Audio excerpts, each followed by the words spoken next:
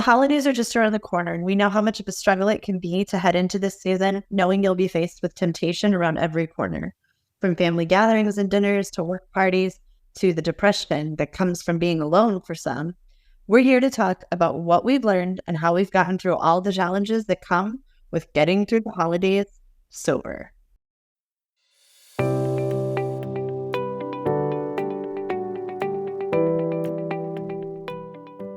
Welcome to Through the Glass Recovery Podcast, where we believe that connection is the opposite of addiction, vulnerability is the antidote to shame, and that recovery isn't just rewarding, but it's also a lot of fun. We're your hosts, Steve and Julie. Listen as we get together with friends to shed light on the hard things, talk about the other side of addiction, and how we create a life so full, there's no space left for alcohol. Before we get started, we just want to remind you how much it helps us each time you share our episodes with others, whether it's just mentioning it to a friend or posting a link on social media or sharing with your own sober community. Getting the word out there helps our podcast reach more listeners and hopefully support them in their own recovery. So please, if you love what you hear, consider spreading the word. All right. Hey, everybody. So happy to be here with you guys. Really excited about these guests today. And I think this is going to be just a fantastic and very valid conversation. So as usual, we're going to do our introductions. Since Catherine is here and returning for a second time, I'm going to let you go first. Okay, I'm Catherine. I'm from a small town in Texas, and I'm just 12 days shy of being 23 months sober. All right. Amazing. Super cool. And 2 years is like just around the corner. Mm-hmm. Cool. Okay. And then next we're going to go with Steven.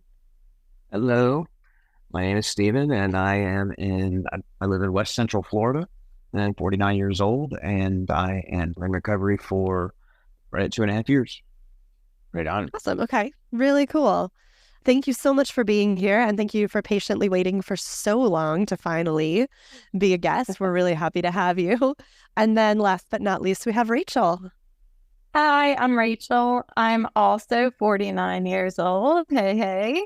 I've been sober for about 7.5 years, and I reside in Sterling, Virginia. And I had already prepared to say more, so I feel like I'm already going to be the talkative one. But I also I came prepared. I'm kind of an overachiever.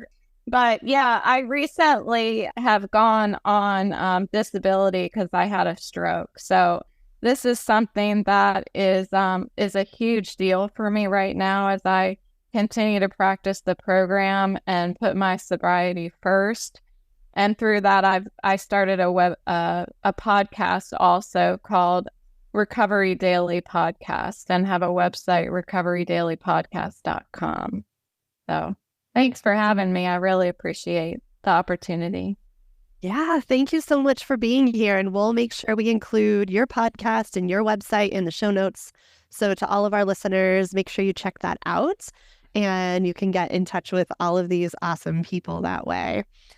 So the holidays are just around the corner, and this can be a really tough season for anyone trying to stay sober. So let's talk about our experiences with the holidays and share what we've learned. What's been hard in the past? And is there anything coming up that you think might be difficult? Feel free to jump in with your experiences. This is kind of a free-for-all, and we will just have a conversation about it. My sobriety date is December 14th. So I decided to quit drinking right before Christmas. And, it comes after Christmas, freaking New Year's.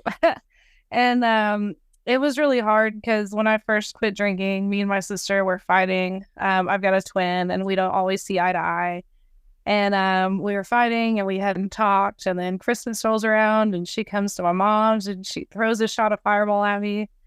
And that was like her way of making things up, like, hey, we're best friends again. And so I just like toss it back at her. And I'm like, no, I'm sober, at least for right now, And I really didn't think I was going to make it through that Christmas, but somehow, by the grace of God, I did. But I think the hardest one for me would be like New Year's Eve. Definitely. because I'm like a social butterfly. I've got a lot of friends. I'd always hit up the New Year's Eve parties, and I honestly, like, I mean, getting through it sober has just, it's really opened my eyes to who I surround myself with, and how my family really truly is, and it's just honestly, like, sober holidays seem to suck less than drunken holidays. That's a good thing. That's a good thing. Yeah. What are you going to do for New Year's this year? Do you have a plan yet? It's insane because I'm almost 2 years sober, but this is like round 3 of holidays. So it's like my third holiday. And I've just been going over to a really good friend of mine's house, and they all 100% like fully support me, and they go off and they take shots like in a corner, and they don't surround me with shots and everything. So that's actually really, I respect them a lot for that.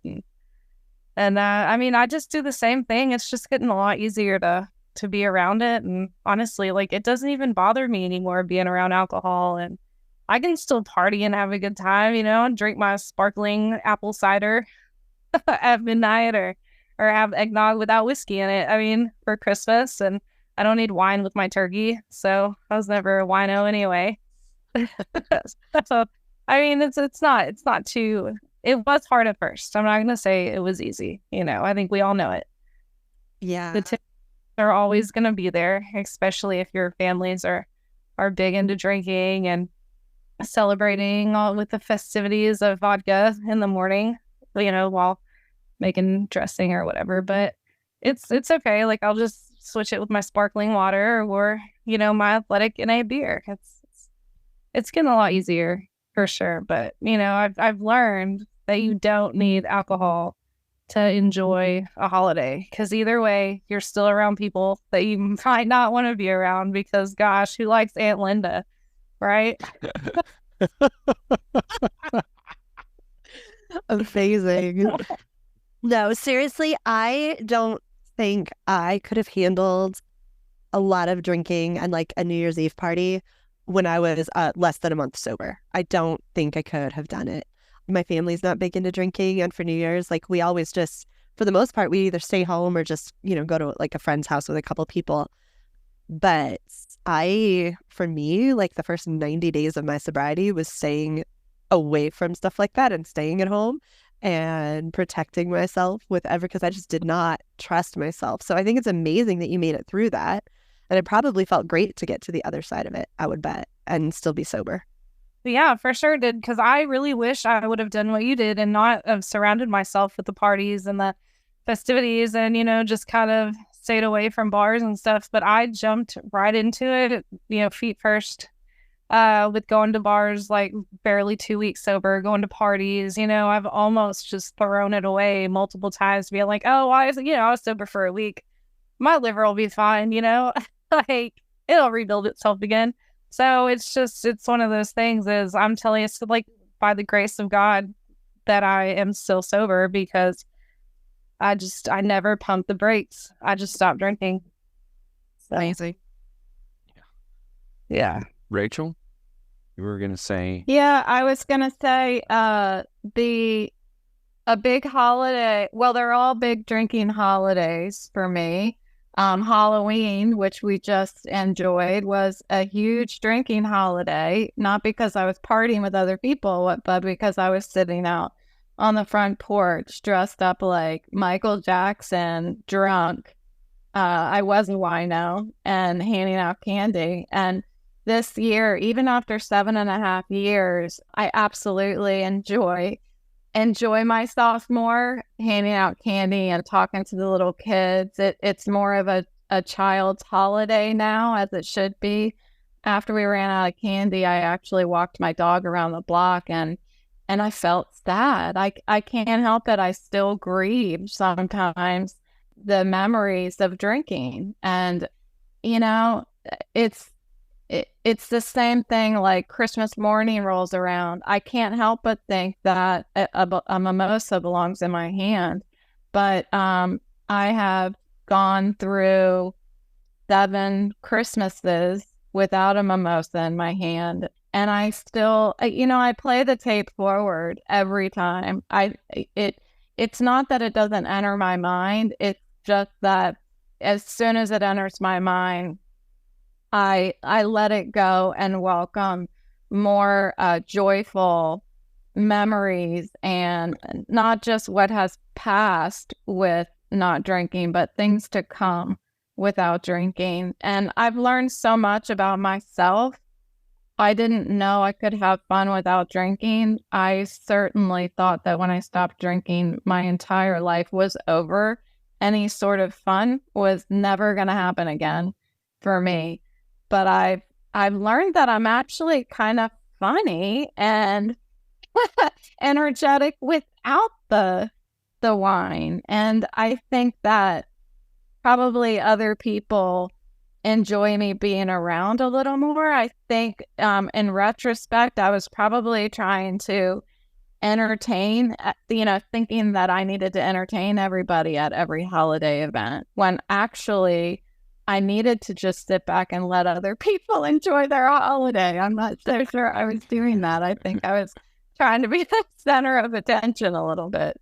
I think Christmas parties for work were a real struggle for me, but I don't have those anymore. So I'm kind of a little happy that I don't have to face that challenge this year because I'm not working this year. So I've actually found that I am kind of a boring person.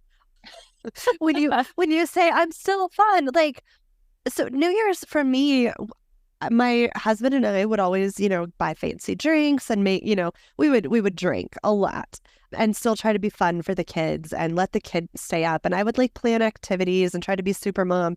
And I'm sure that just went downhill as the night wore on. And I was probably slurring and stumbling and I don't remember most of that. yeah, I am so happy and content to just like sit well, and my kids are older now, so they're not home on New Year's, right? So it's just me. Sometimes my husband's home, sometimes he's not.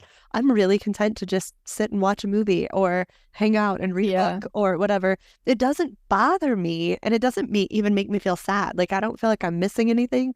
I've just realized that I'm very fond of my peace, and I will absolutely take my peace on New Year's Eve or on Christmas Day or whatever over anything else that I ever tried to create for myself with drinking.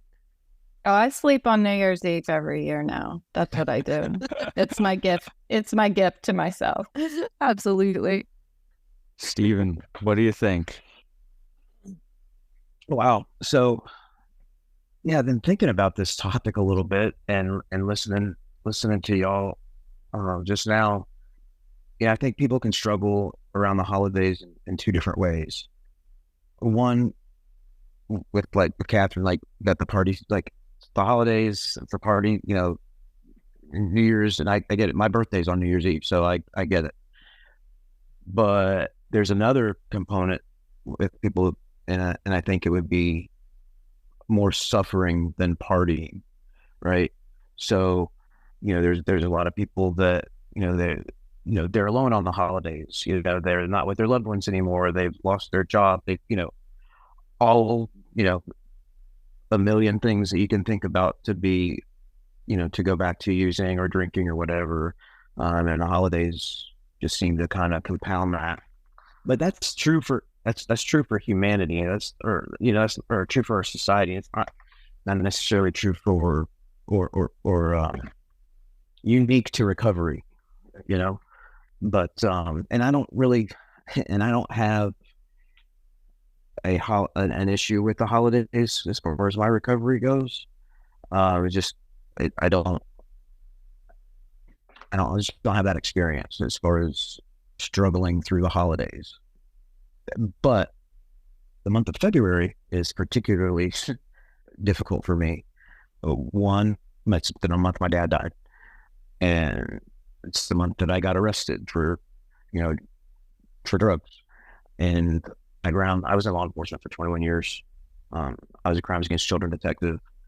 I worked on a lot of really bad cases, and one of those cases was Jessica Lunsford. Look her up. And February 2005, she was murdered And February is always heavy for me.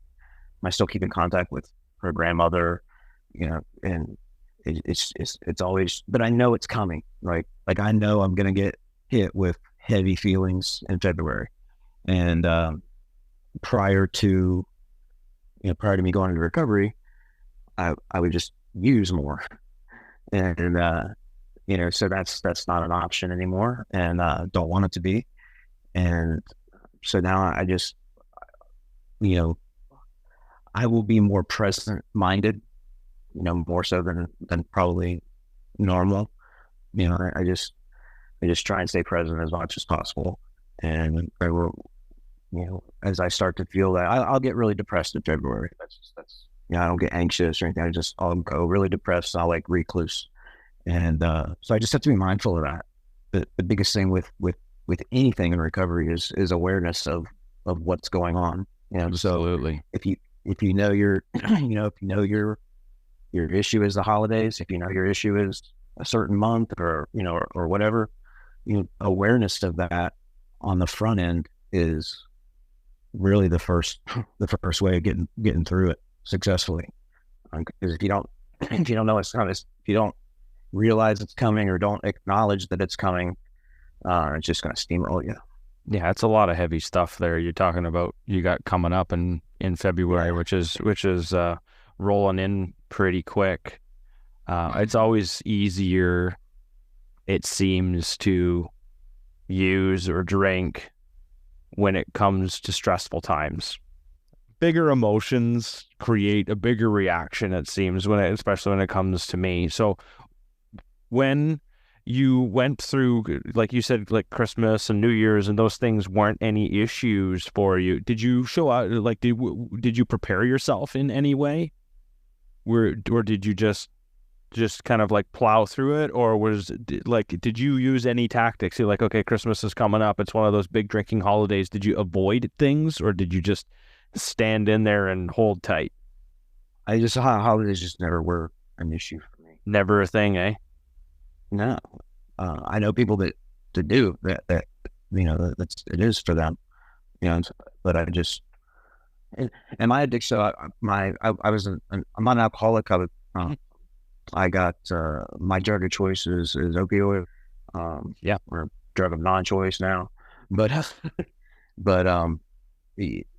and a lot of my addiction came through an injury and pain, and so my addiction wasn't a party addiction or a happy addiction, really. It was a lot of depression addiction type, but not addiction, but depression related, or just trying to numb myself from some of the shit that I'd seen.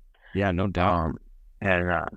So none of that really necessarily had to do with the holidays. I just there was never an attachment to holidays and addiction, or none of it. Like celebrations kind of thing, right? And a lot of the holidays. That's a word? Is that a word?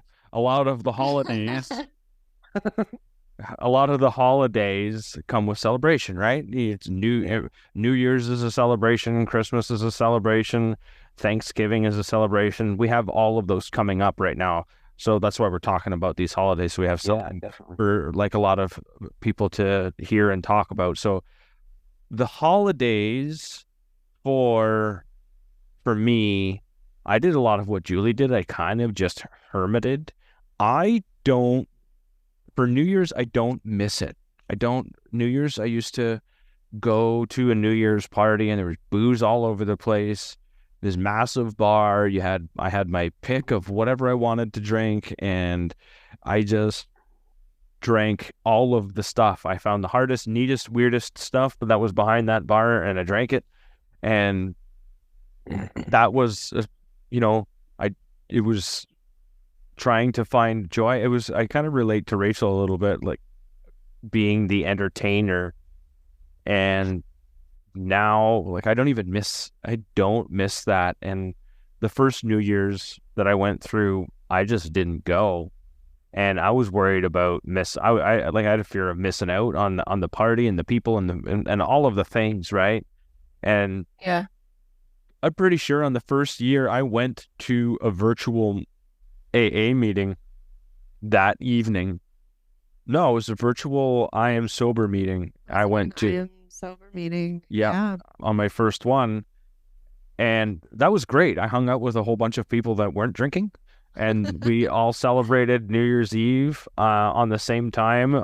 We were a whole bunch of little squares on Zoom, like we are right now. And from all over the world, we just celebrated sober. And that was my first sober New Year's experience. And Christmas was with my family. I was super worried about that. And Catherine, you talked about like the eggnog and the whiskey, and I always spiked my eggnog. That was a great way to, put a whole bunch of booze in a very small spot and consume it very quickly. Oh, yeah. But I tried to prepare. I wasn't too good at preparing myself like this is what I was going to drink, but I tried to prepare myself emotionally.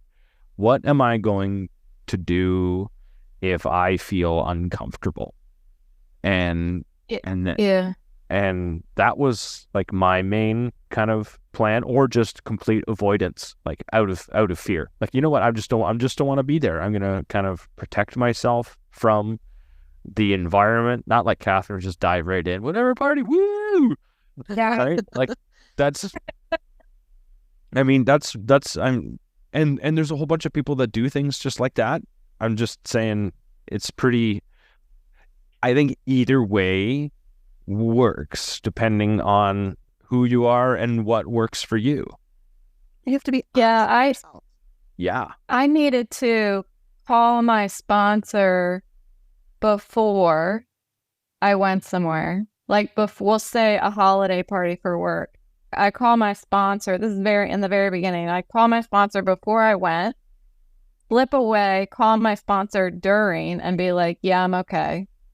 And then afterwards, call my sponsor again and say, and I also had a sponsee who, it wasn't at the event that she would end up drinking. She's a chronic relapser. It was the day after the event that she would drink, And for me, it was getting through the first Christmas, the first Thanksgiving, the first New Year's, the first birthday, the first wedding. I mean, you name it. The first time I had to go to the store and not walk through for me, whether it's a holiday or a regular day, I was drinking 24/7 in the end. So every day was a celebration before I quit drinking. So it was getting through my first that I could put under my belt, and then know the next year when Christmas rolls around and I have a cup of coffee in my hand instead of a mimosa, which my mimosa was a glass of champagne with a splash of orange shoots for color. Yeah. Just to change it up a little bit, eh? A little bit. Yeah. Right. It's environment. Yeah. And so getting through that first one, I knew I could do it as many times as I needed to do it after I did it once. Mm-hmm. It's like, so a lot of the reasons that we drink or use or whatever, it's tradition, right? It's just drilled into us that birthdays go with drinking, and Christmas goes with drinking, and New Year's goes with drinking, and gosh, even depression goes with drinking, right? And that's what we do. And like you just said, you just got to make it through the first one. And for me, a big part, especially with the holidays, was making like new traditions. So the first year that I was sober on Christmas, my kids and I came up with this fancy like a mocktail type drink, and we rolled some cranberries in sugar, and like it was super, it was like we went all out. We like made fancy little ice cubes with rosemary in them and whatever, and that made it feel special, and that became the new thing. So the next year they were like, we're making the drinks, right? And so it was kind of cool just to start looking for new ways to celebrate. And as soon as you do it once, it kind of becomes the new tradition.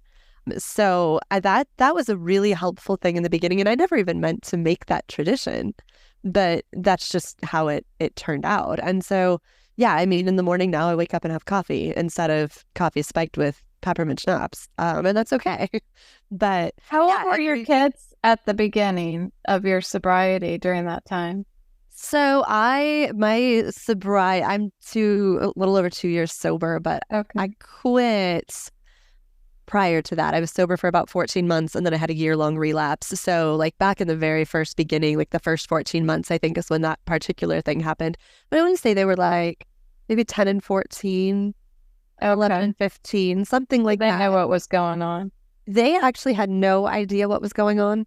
They just like the fancy drink. They just liked the fancy drinks and it became a thing that we do. So yeah, I mean, it was good. And I think the more you can find things to do that make it special and create a new version of a tradition, you have something to look forward to, right? Absolutely. Yeah. And showing up prepared was like one of the only tips I got going into my very first sober Christmas. Show up with your own drink. That way, you know, when the only thing to drink there is wine or champagne or whatever, you have your own drink. And that was, I mean, it's such a basic tip and it's probably the most valuable one for me in any social situation. Yeah, that's a good point. I mean, I don't really. It's so fascinating because I'm not an alcoholic. My dad was an alcoholic.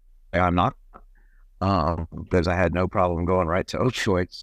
You know, I still had that drive or whatever. But yeah, like when I went into, this isn't holiday related, I went into like and stuff, and like all the was like no mouthwash, no this, no like all these things. Like, you can't have bag-on toothpaste in here, you know.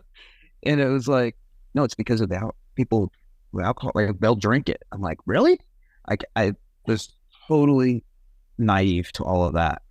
And so I just want to acknowledge like what a struggle, and so like proud of you for getting through that, because like it just some of the things that people just take for granted is off the table for one who is struggling with alcoholism. And so I don't know why I thought that, but just it's really cool to see, you know, everybody doing well here, and because I know where everybody was at one point.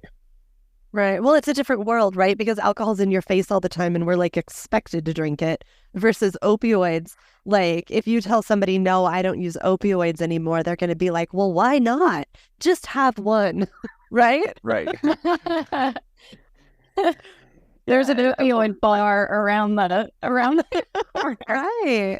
Well, yeah. So I was just talking to somebody, and this could be related to the holidays. So I was just talking to somebody who has someone in their life that alcoholic, and they're again and off again with their recovery, and in a situation now where it's like they're hanging out with somebody new, and that person is, you know, not, I guess, considering that this is struggling with alcoholism, and so they're like feeding them alcohol, you know.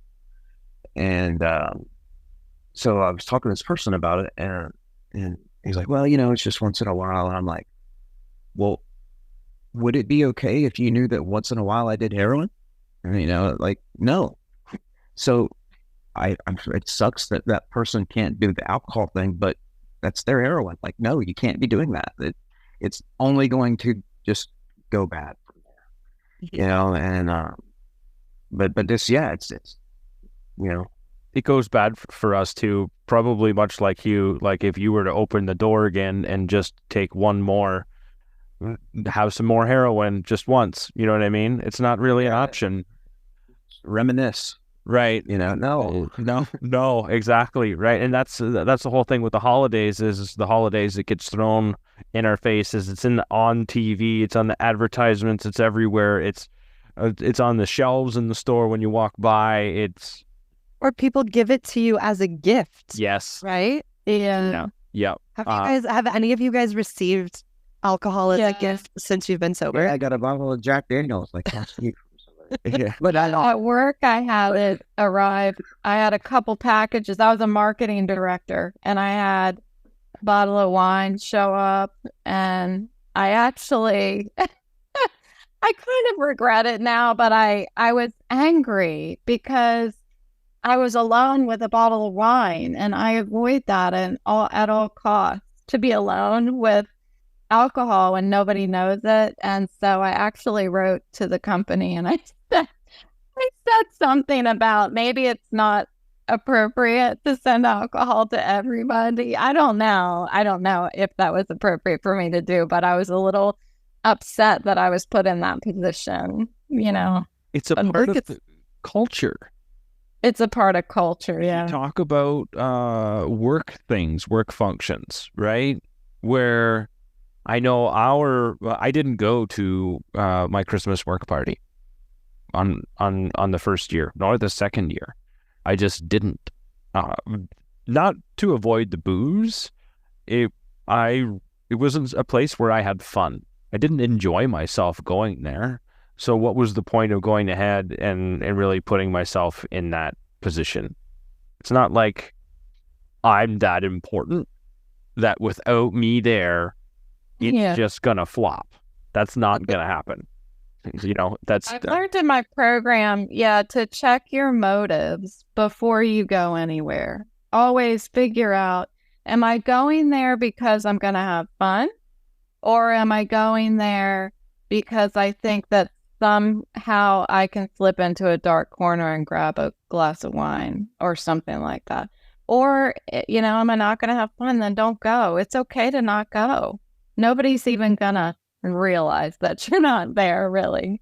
I think yeah, we're probably going in the same direction, so go for it, Jill. It's always okay to not go. If you are struggling with addiction and you are afraid that showing up at your family Christmas dinner is going to put you in a dangerous place, it's okay to not go. Like, we are really bad at giving ourselves permission because we're like, oh, I don't want to hurt so-and-so's feelings, or oh, I'm expected to be there, or whatever.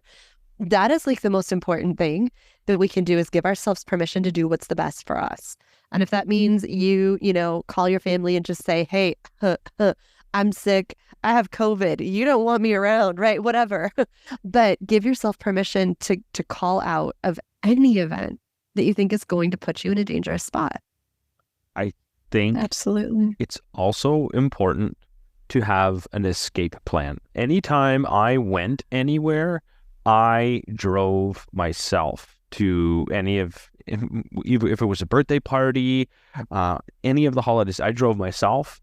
And if I left when there was times, a wedding, it's not a holidays, but it's a celebration. Mm-hmm.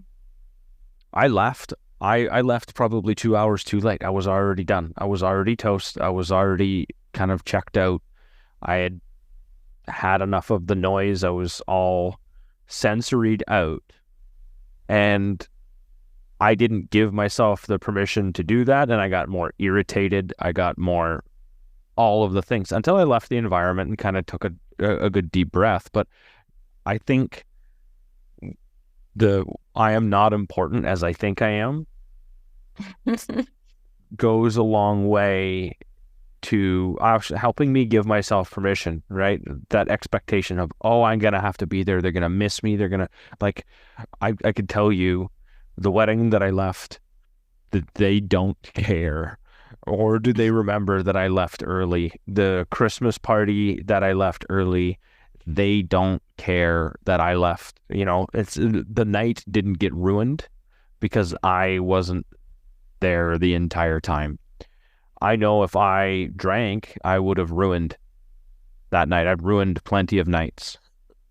There was a piece of advice that, and it may have actually come from a conversation on this podcast, but I'm going to throw this out there because I think it's brilliant and I've used it since. This woman showed up at a party, thanked the hostess, told her how grateful she was that she was invited, and let her know right then when she arrived, I might have to leave early.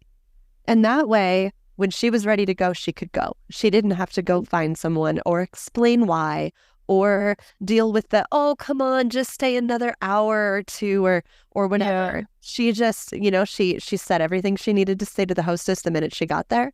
And that way, when it was time to leave, she could just pack up and walk. Irish exit. That's what she called it. Yeah. I could pull the Irish exit, and she said, I said all of my thank yous to all of the people right when I got there, and then she just got up and left the party when she was done. And nobody's going to be offended if you've already said the thing. So I just thought that was a great piece of advice, and that works not just in the holidays, but anytime. Definitely. And what a relief to not have to close out every party like I was closing out every party. Right? Go ahead, Stephen. I was just saying, you don't have to do like self-imposed immersion therapy, to kind of piggyback off what y'all were saying. Like, if you don't want to go, don't go. I mean, you don't want to push away. Anything you push away comes back at you. So, you don't want to push away everything because it's going to come back and smack you in the face. But, when you go out to these parties and you do those things, like, that's like, you might not have a hangover because you're drinking, but you might have a couple of days of heaviness just to get through that, just to process that party that you went to and you didn't drink. I mean, there's still some processing going on, and you might still feel kind of crappy for a couple of days. But that's part of it. Like, that's the toll we pay, and that's, it's kind of like the rite of passage of getting through recovery. Just one of the biggest things that helped me in recovery in general was just but you got to realize it, and then you got to focus on it. Is, we were all in hell at one point, right? When we were at our lowest point, it was hell, and we've had those feelings. You're in hell. Like, this is the worst feeling in the world, and you felt that, and you need to feel that feeling, because whatever you have within you, like whatever bad feeling you have within you, you have the exact opposite of good feeling within you. It's like, you can't, but like, that's just a law of physics. Like, so as addicts and alcoholics, we have driven ourselves to the lowest of lows. But the kicker is we also have the highs within us, right? And it's really a blessing. Some people, kind of muddle through life, and like, they have this happy life, and they probably are happy. But to have those real visceral feelings of just the lowest that you can get, the highest that you can get is right there with you, as well. But you got to unlock that. Makes me appreciate the joy and the peace and serenity a lot more than it ever has, especially like just silence and smiles and the little things. I think that's what recovery has probably blessed me with the most, is enjoyment of the little things. I'm going to wrap this up, guys. I've learned to be a lot less selfish at any of these parties or any of these events than I ever was when I was drinking. And we talked about Christmas parties for work and preparing yourself for these events. I think in the first year and the first time I know I went through these things, the very first time, birthdays, Christmas, it was the hardest, but it wasn't as hard as I thought it was going to be. I made it a lot more difficult in my own head. I told myself a lot bigger story, but it also helped me be prepared for the events. So being prepared, looking for new ways to celebrate. Julie, I love that one. That's like, open your mind to a completely different way to experience that holiday. That there in itself is really beautiful. We can find that in so many different ways and cultures, and just by sharing and talking with friends. Drinking is a part of our culture at these events. It just is. I think it's starting to not be a part of the culture with the drinks like you talk about, Julie. You can find those online. There's laundry lists of ways to make a whole bunch of fancy drinks and celebrate in a new way. And there's a lot of peer pressure and internal pressure to show up and be present and be there and be the old version of you that your family and friends kind of expect. And a lot of the pressure for me came when I was showing up and I'm going, I'm not that drinking version of me anymore, and I'm still discovering what that version of me is going to look like in those environments. That was probably the scariest thing for me, is showing up and wondering what people were going to think. I want to say thank you, Stephen. Thank you, Rachel. And thank you, Catherine, for your time and your thoughts and your experiences tonight. Really appreciate you guys. Thanks for having us. Thank you guys. All right. To our listeners, as always, thank you so much for being here today. We wouldn't be here without you, and we just want you to know, as we head into the holidays, how grateful we are that you're a part of our journey, and that you allow us to be a part of yours. From both Julie and myself, we wish you a genuinely fulfilling holiday season.